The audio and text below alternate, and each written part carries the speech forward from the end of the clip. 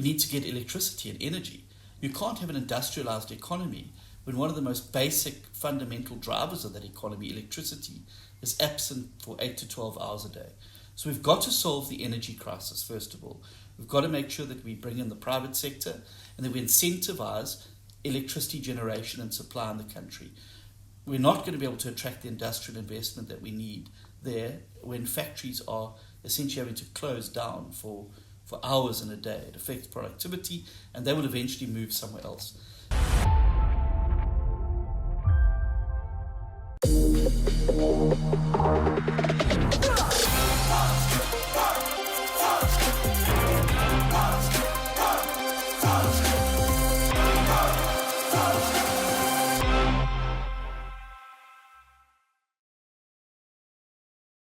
I think first of all, I just want to give a big shout out and a tribute to Inkosi Yamabhinqa, Ubaba Mngizwa Mchunu. Uyabona ukuthi ngibhinqile nami la eParliament. And it means quite a lot to be here with the leader of the second largest political party in the country and the official opposition party, the Democratic Alliance, Mr. John Steenhuisen. Thank you, Steenhuisen. Thank you very much for joining us. Thank you, Spoo. It's really great to be with you and a huge honor to have you here in Parliament.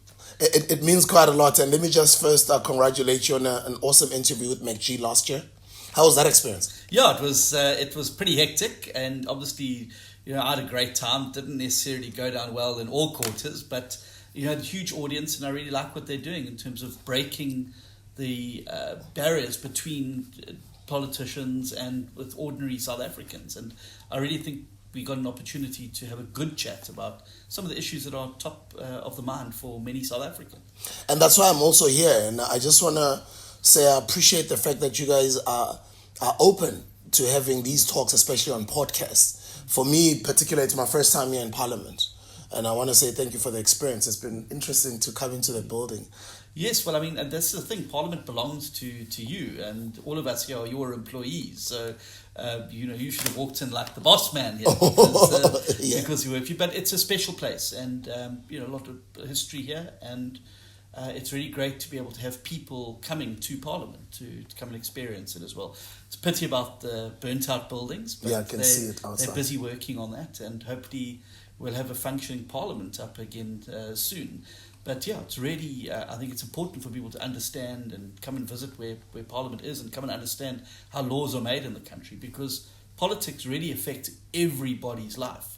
And it frustrates me sometimes. You get these people who say, I'm not interested in politics. But I think politics has shown us in the last 2 years particularly that it's very interested in you. If it can reach into your home or your hustle and your business and switch off the electricity, you better get interested in politics, because it's going to affect every aspect of your daily life. You say the McG interview, some corners didn't go down well. What do you mean? Well, it didn't go down particularly well with my ex-wife. What happened? But, it was just some jokes and that were made that some people felt were not the greatest. But nonetheless, I think the important takeaway was that young people got to interact with politicians, and I think that, as I said, is very, very important going forward. Now, you're talking about young people having to interact with politicians. I think another thing is, I was just congratulating some young people that I see that work in your office. Is that intentional to have young people work with you? Well, what we've tried to do is really have a young vibe here in the office, but also in our caucus. And I'm very proud of the fact that when I look at my members of Parliament and our team here in Parliament, they're young South Africans. Siviwe Gwarube, the youngest chief whip in history, and the first black female chief whip of the opposition in the history of Parliament. People like Solly Malatsi, our national spokesperson and deputy chair of the party, Leola Mpiti, Nazli Sharif, Hannah Winkler, Selo, all of these people are young South Africans. And I think it's important because often when you look across the aisle, I sometimes say it looks a bit like a SASSA pay point on pension day. It's important that young people are involved, because the decisions that are made now are the decisions that young people are going to be living with for the rest of their lives. And so it's better to get young people involved. I got into politics when I was very young. I was 22 when I first got elected. And I'm not one of those people who believes that you've got to have a gold watch and be 45 years old before you can come to Parliament. I think the more we can encourage young people to get involved in politics and in decision making, I think the more dynamism, the new thinking. If one looks how quickly the world is moving, AI, fourth industrial revolution, all of these things. Young people need to be at the forefront of that, and it helps having that perspective. And of course, you have to balance that with experience as well. But I think that's a winning combination. I think that's also a lot of the criticism that you get as DA, the black leadership. Let's start there.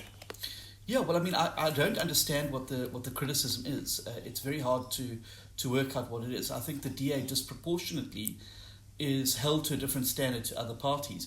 If you look at the parties to the left and right of the DA in Parliament, they're virtually monochromatic. The DA is there in the centre, black, white, Indian coloured, Hindu, Christian, Muslims, Jews, all sitting there. We have a strong black leadership here. Saviwe is essentially the leader of the party in the House when we're there. So Solly, my shadow cabinet has got really talented young black South Africans in it. Our party does at a national level. Solly Malatsi is also the deputy chairperson. And our youth, our students' organisation. And I think you saw at our Congress that the faces of young black South Africans were leading the way there. And I was very proud of that. And I think we get disproportionately beaten up. No one goes to Julius and says, hang on, but where's the Indian and white people in your leadership? No one goes to Peter Groenewald and says, where the black leadership in the Freedom Front? And certainly if one looks at the ANC's top six, it's probably one of the least diverse of any in the country. And the DA, I believe, is leading the way in that diversity. And another criticism that you get as the DA is the service delivery in black townships in Cape Town, particularly your Kailichas, Nyanga, Langa, Kukuletu, yeah. and a lot of them, pretty much, people are always criticizing the DA about the service delivery. Well, I think it's also, again, unfair criticism, because if one looks at, and this is not DA propaganda, if one looks at government's own reports, the Universal Household Access to Basic Services, if one looks at the quality of life surveys that are done, these are far ahead of many other similar areas in the rest of the country. I think that we're still struggling in many of our major metros to overcome the legacy of apartheid spatial planning. So, of course, you're not going to turn a Khayelitsha into a Constantia overnight. But the city is making incredible strides in doing so. And that's why in the townships of the Western Cape and the Western Cape as a whole, the highest access to basic services, highest access to jobs, highest access to healthcare and decent education. 75% of the Western Cape, the City of Cape Town budget goes directly into previously disadvantaged areas, building up the infrastructure with the hope that one day, when we'll get there, they will be flourishing suburbs on their own. Are we there yet? No. But are we further along the road than any other major metro in the country? Well, certainly, absolutely, and the figures show that.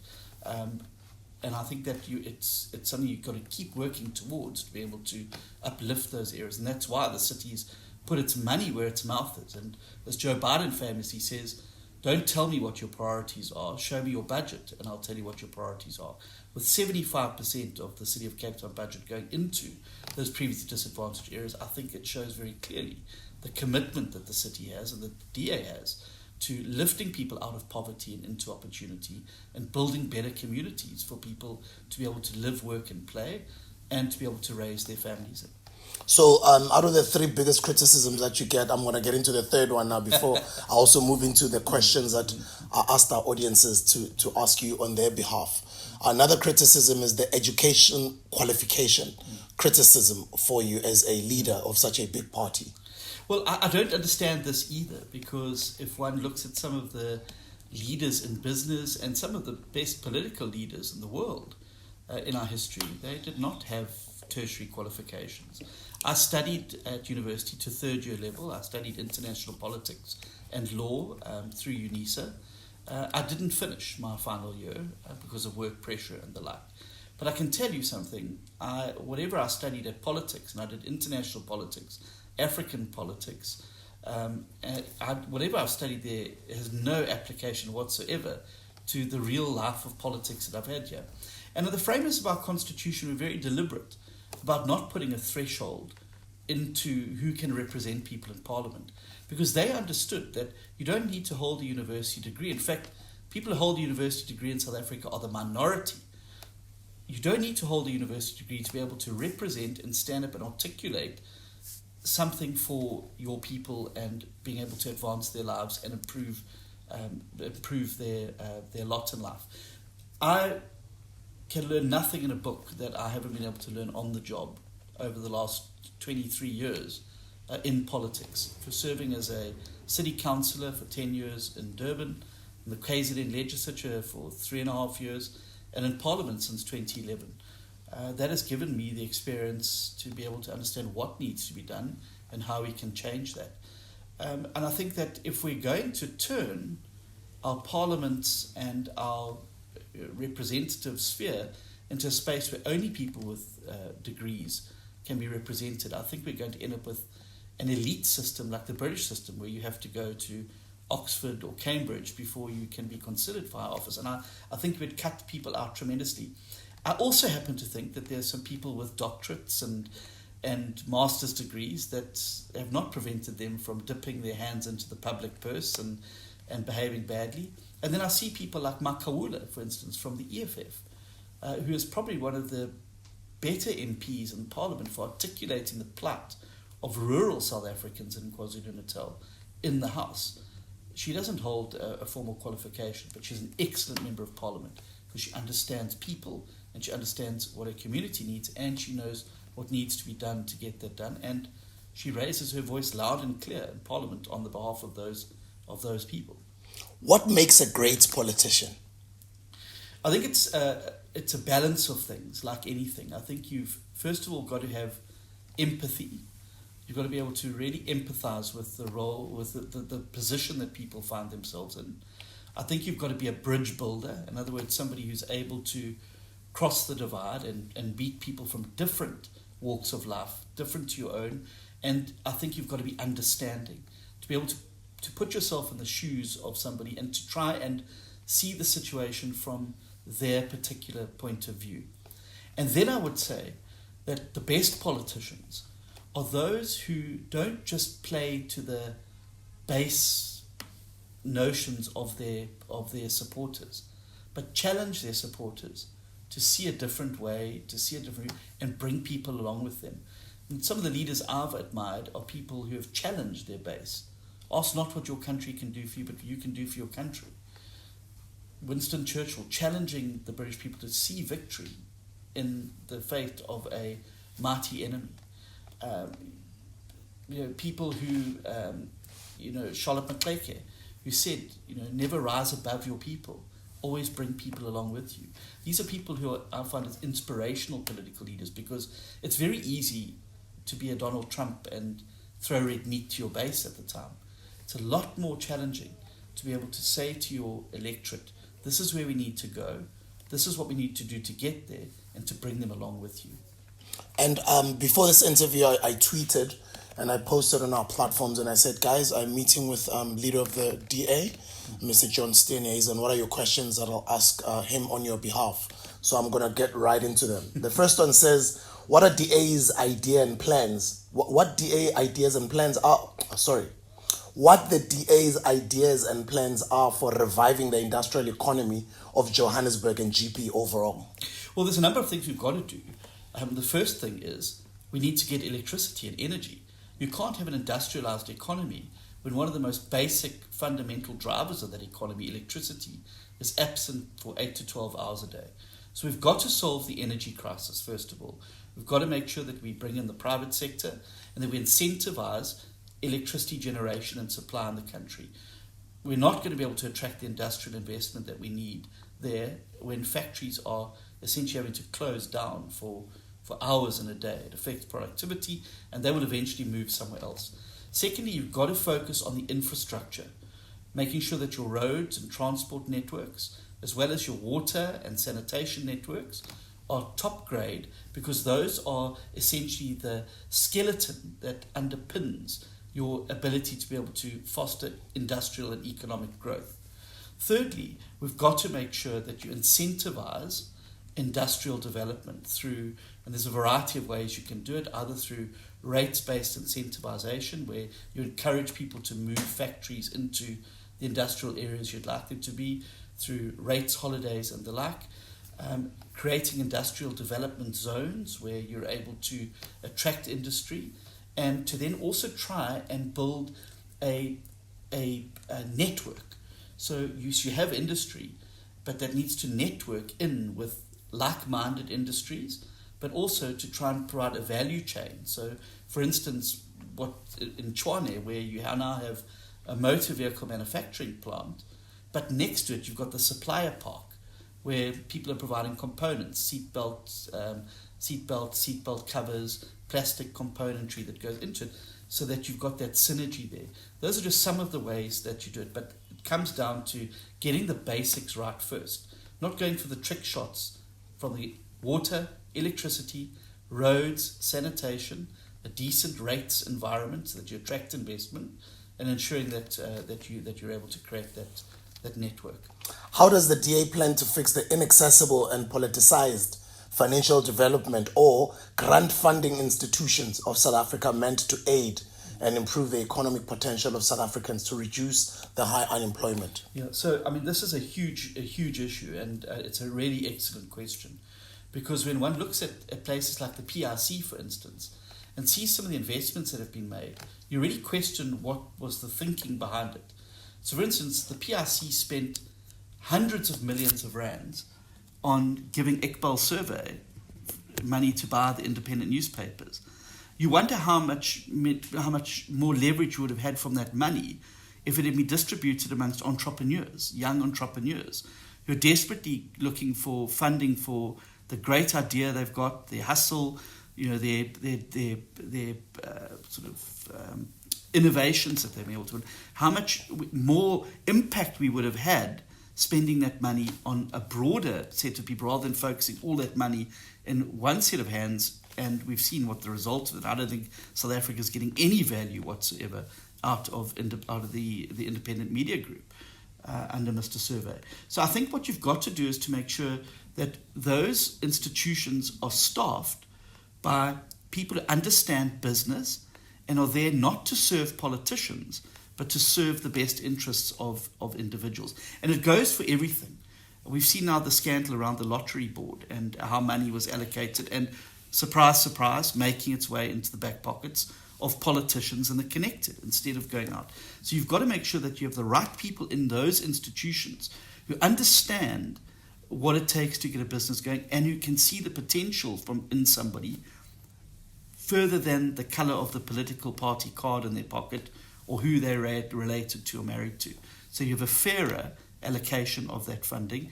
And I really think that the focus in the South African context has got to be away from the big conglomerates and the big projects. And let's unleash a jobs revolution in the country by providing that funding to the smaller, medium businesses and the startups who are essentially the people who drive the economy. If you read the book Startup Nation, which focuses on Israel, it was an investment in cities, national government, in those small startups that unleashed their economic growth in that country. And I think we've missed a trick in South Africa doing that. I guess that's the reason why the DA is so against the cadre deployment?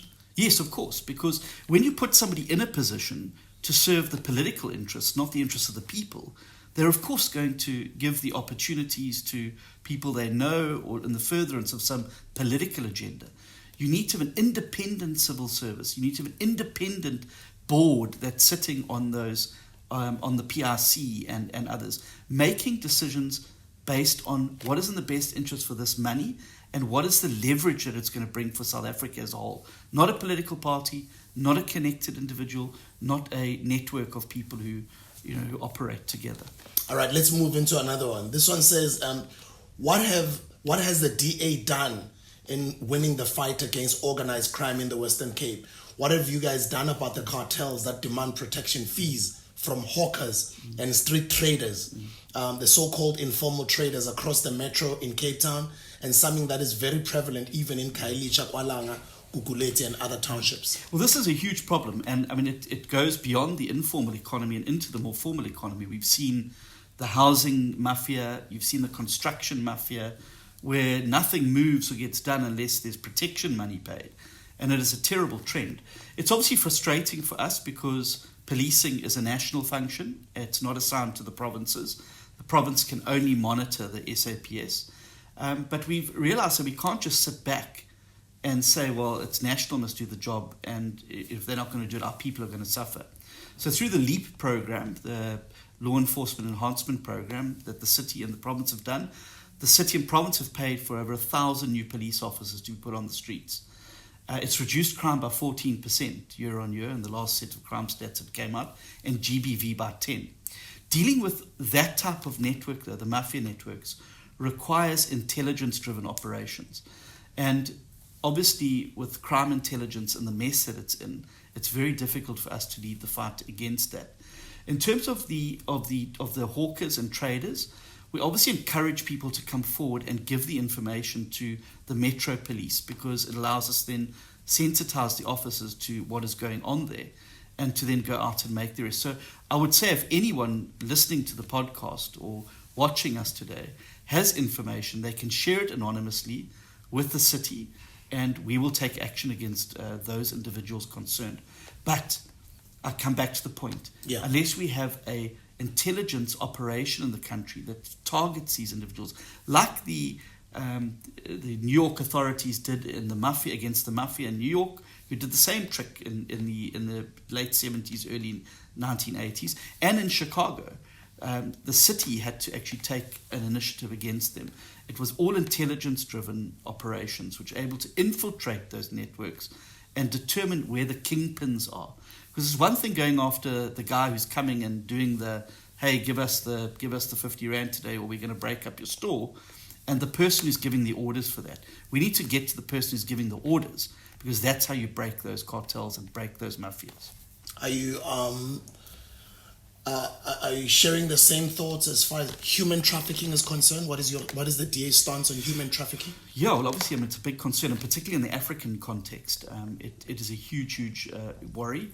And unfortunately, with our porous borders, it makes it very easy to move humans and goods through South Africa.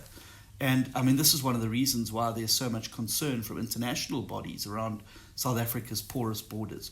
So it is a concern, and you obviously need to keep it. But unless you've got a control over who's coming in and out of your borders, it's going to be very, very difficult to monitor this. I, for instance, asked through the DA, we asked if there had been some individuals that had come into South Africa. We gave the passport numbers, etc. And the Home Affairs Minister at the time said, "Well, we've got no way of knowing."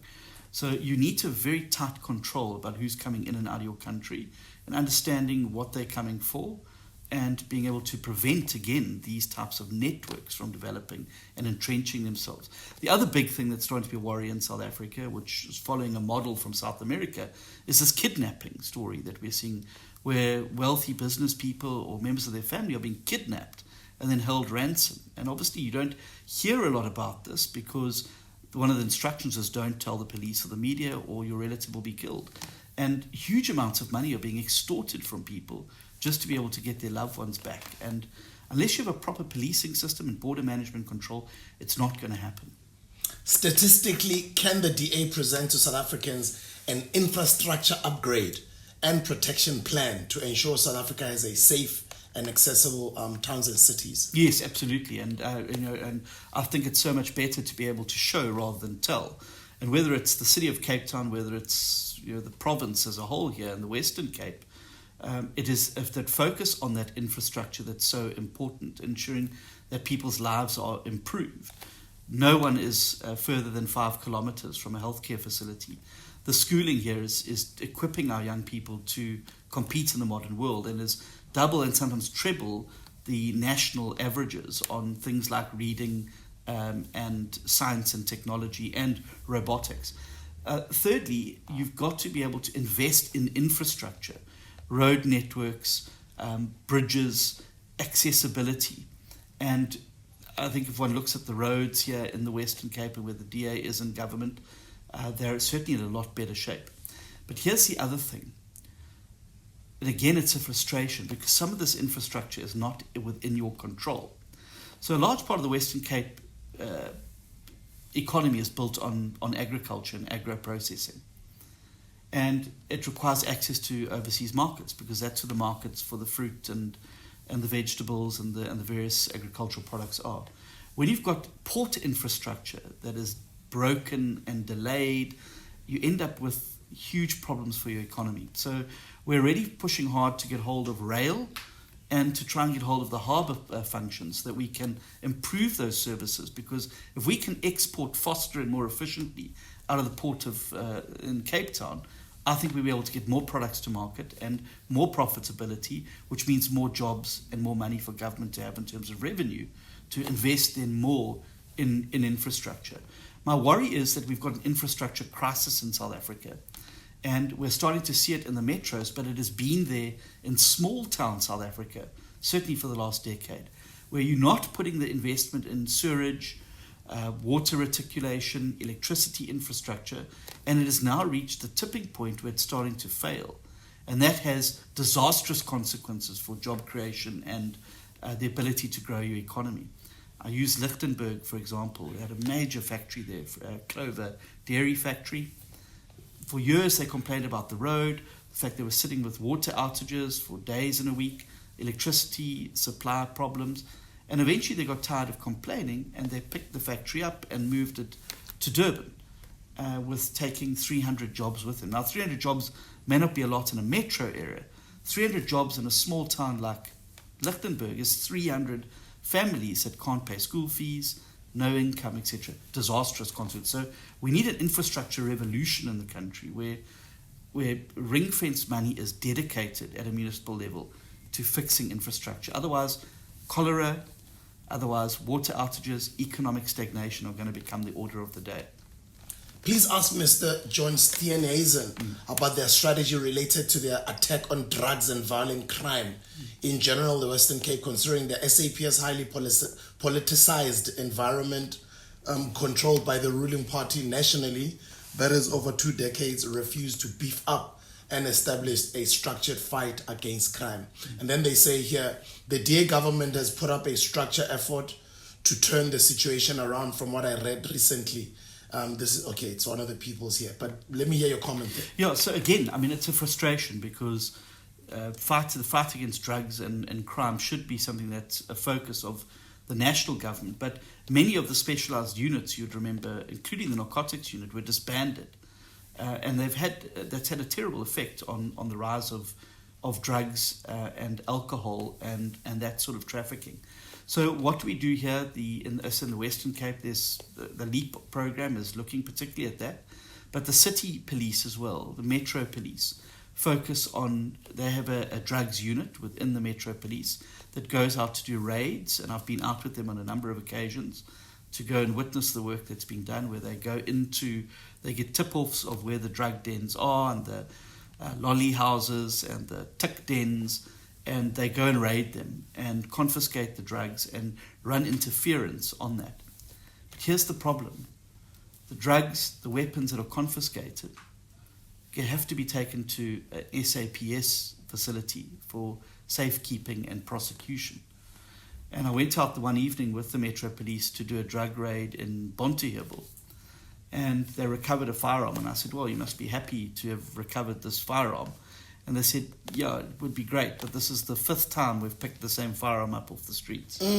So the stuff's getting into the SAPS 13 exhibit room, and there's a recycling that's happening through there, through the back door, through organised crime, which is why Alan Winde wants a national investigation and provincial investigation into the links between organised crime and the SAPS here in the Western Cape, because it certainly looks like there is something to be concerned about, where the majority of weapons being used by gangsters are coming from the SAPS.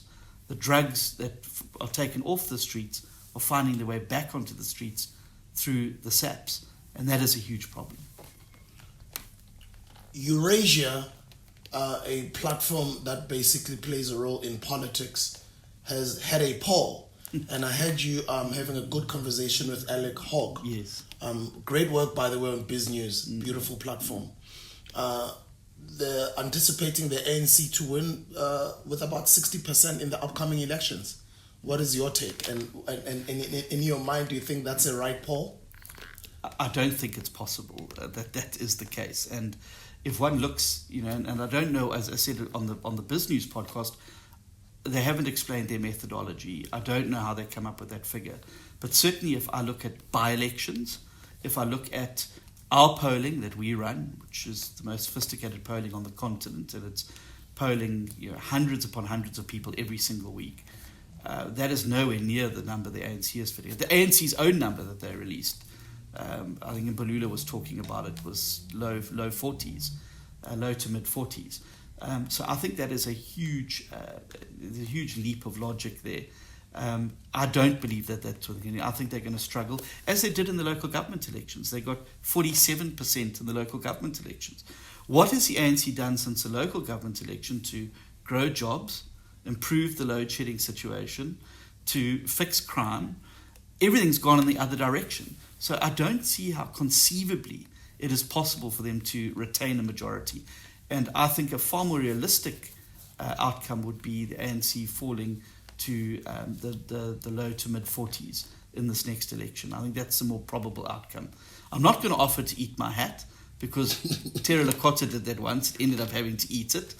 But I say I would be incredibly surprised if that is the case. And I think it would be a sad day for the country. Two questions. The first one is your take on coalitions, and then number two on your meeting that you had with the Patriotic Alliance leader, Mr. Gayton McKenzie. Yeah, so coalitions, look, no party wants to be in a coalition. Every party would like to govern with its own majority. But it would be unrealistic for me to come to you, Spoo, and say to you, in the next election, the DA is going to get 51%. We're going to go from 22 to 51. It's not conceivable. And very few parties have done that in the world, if any. So coalitions are here, and I think they're here to stay.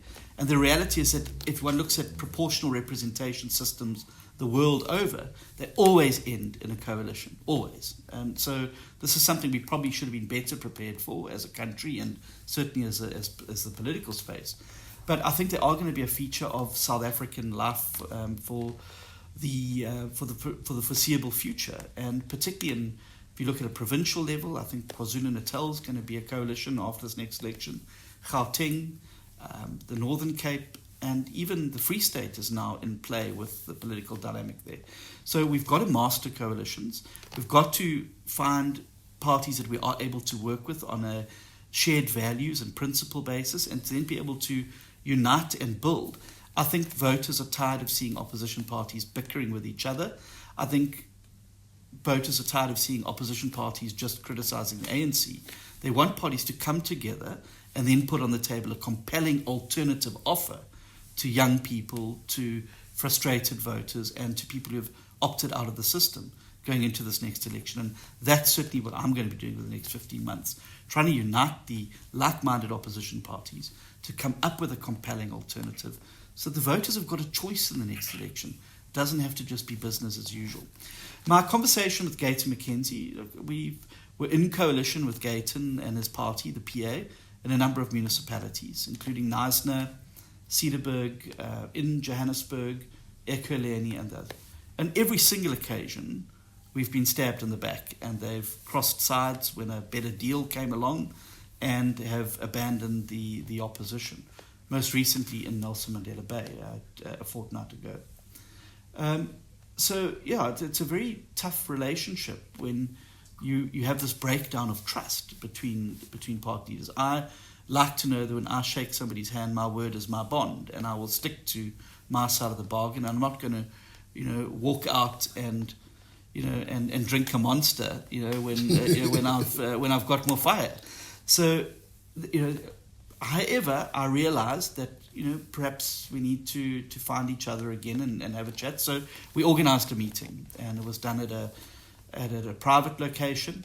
And disappointingly, Gayton went out from that meeting, despite the fact that we'd agreed that it was sort of Chatham House rules that what we spoke about would stay there, and came up with some fanciful story that we had agreed to make in the mayor of Joburg, which is just complete insanity. We are by far the biggest party in Joburg, and wouldn't have handed the mayoralty to Gayton, and spoke out of that meeting, and I thought it was a show of bad faith. If we agreed to have a meeting and we agreed to keep it between each other, I like to think that we can trust each other to do that. So there's been a breach of trust there, and I think that Gayton and the PA are going to have to do some significant work if they would like to rebuild those bridges with the opposition.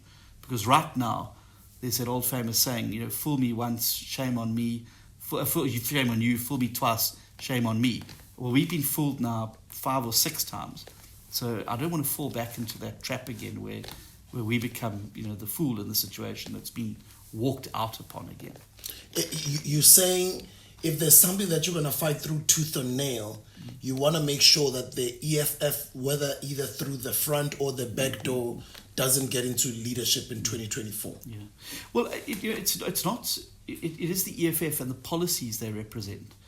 And if one looks at the policies and the platform of state ownership of everything, the Marxist Chavez style ownership models, the state in complete control of all levers of the economy, the extractive nature that we've seen from the EFF, I think that it would spell disaster for South Africa if they were to get into power.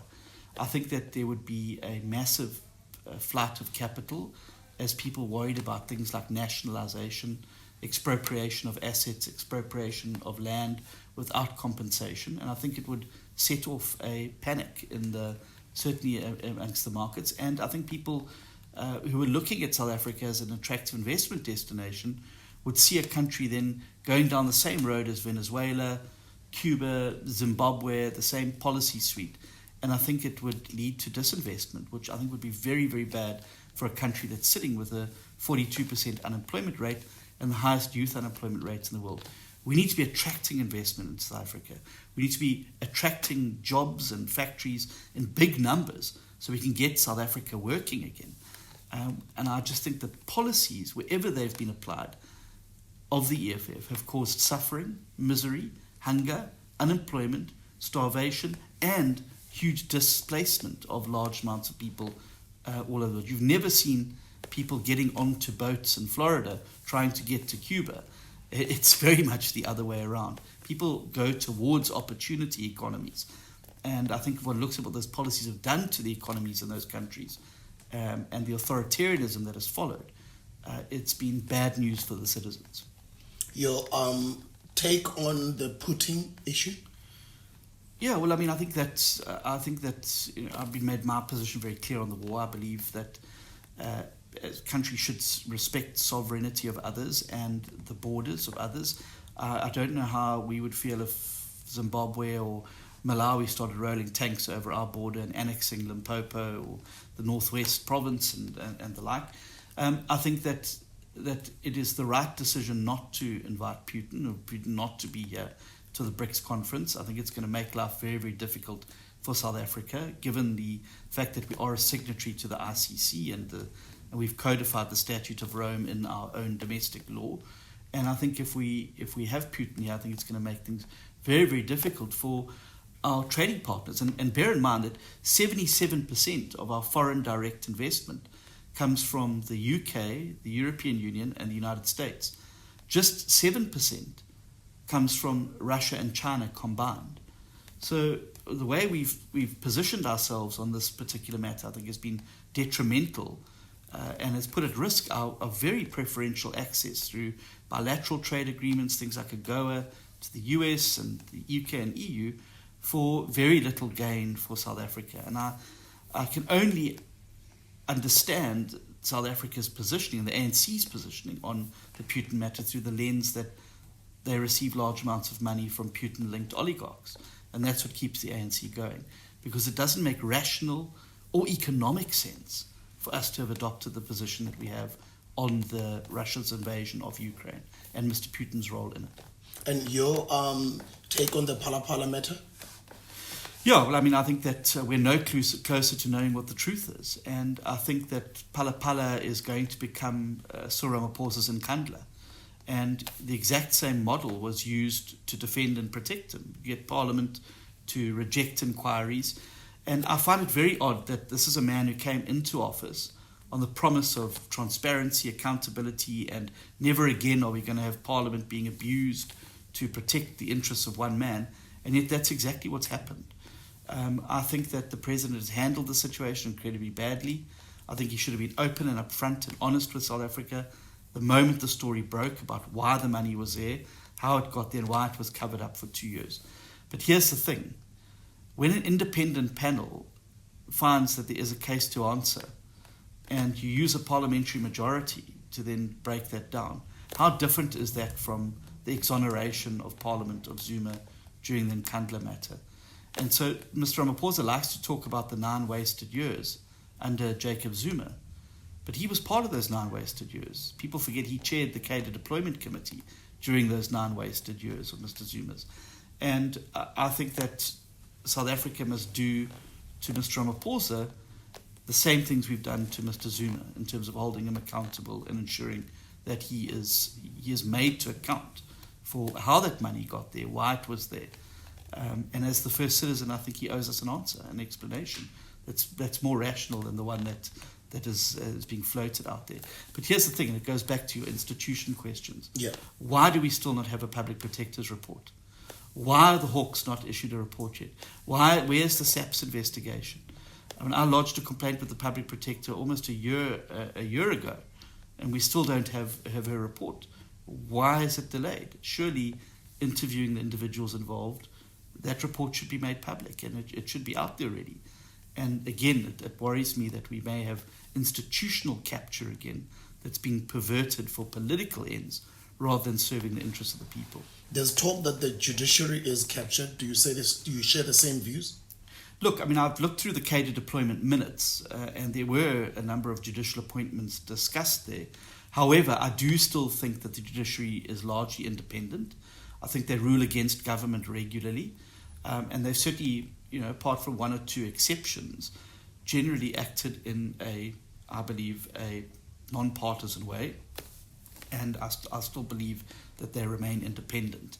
But if we can keep Cadre deployment as a tool, I don't think we can guarantee how long that independence will last, because if judges are selected by one political party based on what their political narrative would be, rather than on their experience and fortitude as a jurist, I think that we could end up damaging the independence of the judiciary in the long term. But I don't think we're there yet. Is President Cyril Ramaphosa a good leader? No, I think he's a terrible leader. Decisive leadership is what's required, and sticking by your promises.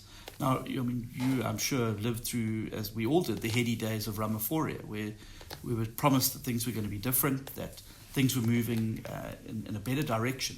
But let's look at the metrics. Let's just take the personalities out. Unemployment, massively up. Crime, massively up. From 57 people murdered every day to 75 people murdered every day. We've been grey-listed internationally. Our unemployment figures are climbing. GBV has gone up. If one looks at every single metric, under Mr. Ramaphosa, it's moved in the wrong direction. And I think it's largely through his indecisiveness and his inability to be able to stand up to his own associates in his party. He has around his cabinet table still sitting many of the architects of state capture. Why has he not moved against them?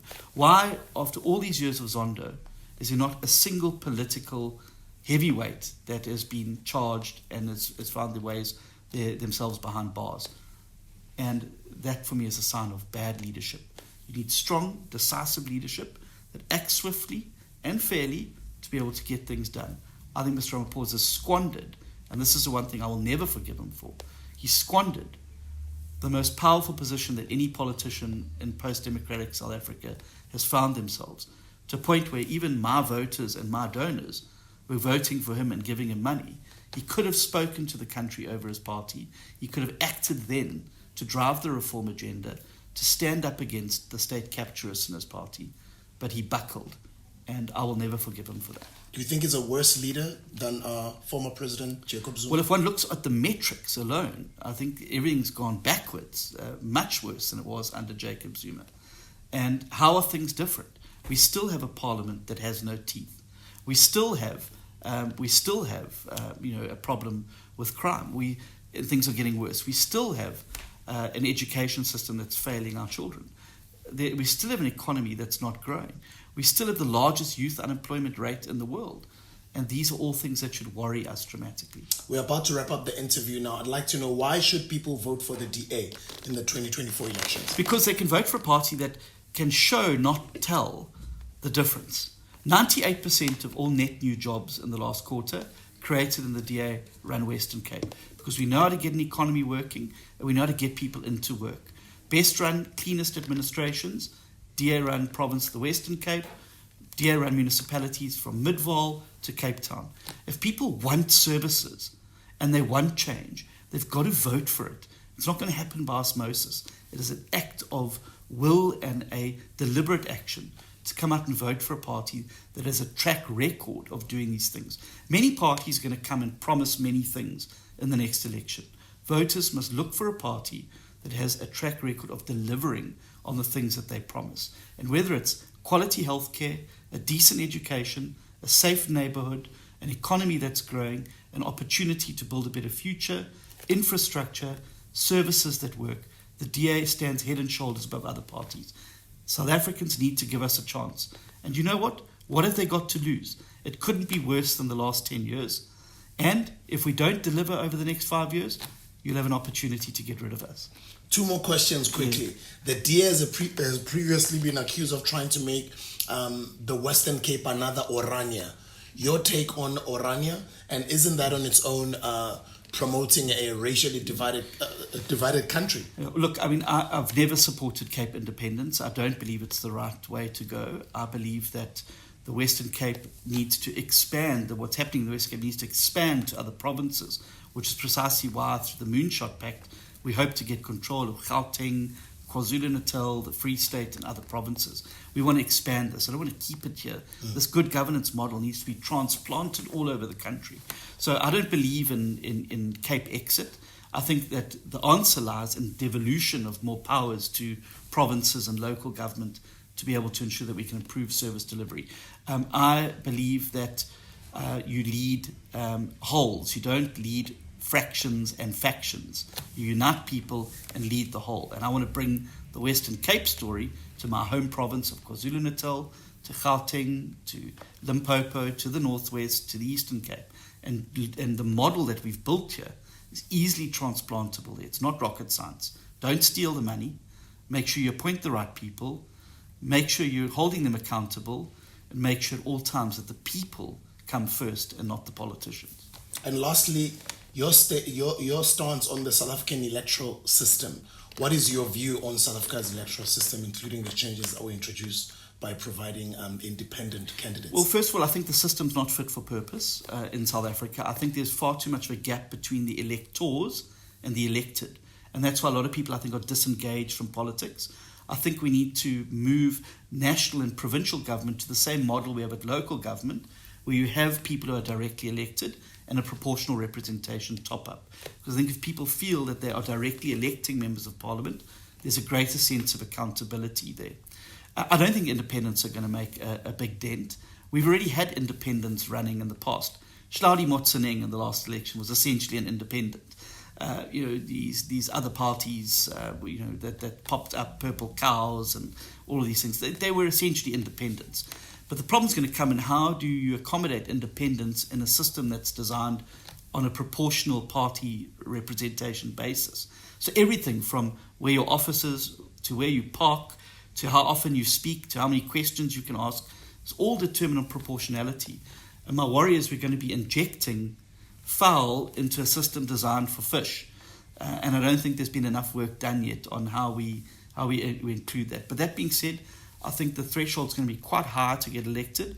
I'm not sure whether there are many people in the country who have the gravitational pull and the base to be able to get elected. And then what do you do as an independent? You get elected, you sit at the back of the hall, You can maybe ask a question to the president every third president's questions.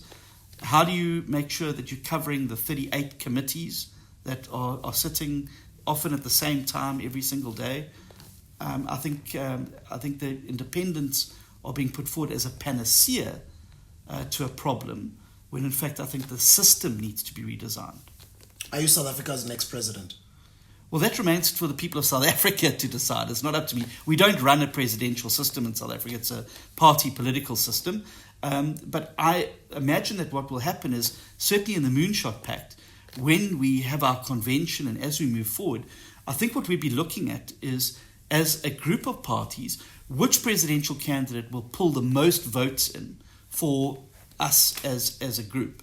And I think that's how we would go about selecting a presidential candidate. So I think those are early days yet. My job as the leader of the DA in a party political system is to maximize the number of votes that my party gets, so that whatever happens after 24, where the chips fall, I have a strong, solid block of chips that I can put on the table in that high-stakes poker game for the future of South Africa.